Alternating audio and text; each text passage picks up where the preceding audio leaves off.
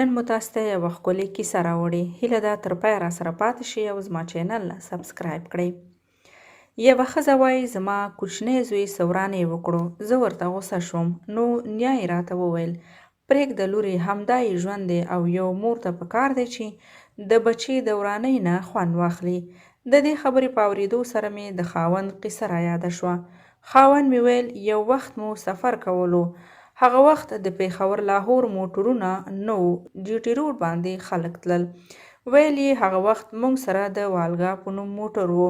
سفر مو کولو لاره کې د یو ترافیکي پیښې سره مخ شو. دوه موټر جنګېدلي وو. ویل یې ډېر خلک پکې زخمیان وو.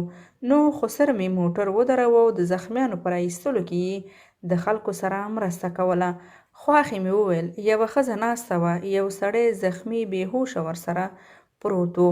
د ښځې غوږ زخمي و، د سر نه یې څه پوستکی شکېدلی و، مخ یې په وینو سور و. وایي ما سره یو دسمال و. زه کوزه شوم چې د هغې وینه صفا کړم.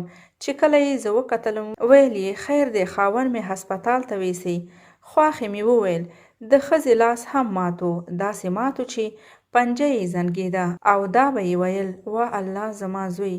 وایي ماشوم بچ و، خو د ډېرې ژړا نه یې ستونی یا مرۍ وچه شوې وه، ژړلی یې نه شو. نو دې مور په داسې زخمي حالت کې خپله ژبه د بچي خوله کې ورکوله چې د بچي ستونی لوند شي.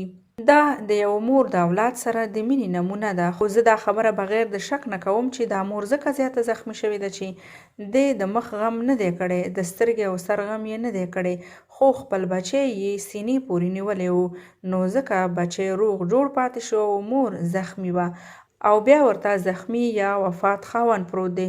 خو هغه مور یو لاس مات دی زنګېږي او بل لاس بیا په زخم نږدي چې وینه بنده شي مړه نه شي، بلکې په هغه یو لاس یې زوی نیولی او د خپل درد غم نه کوي، خو د بچي ژړا یې هم نه ده پیرزو.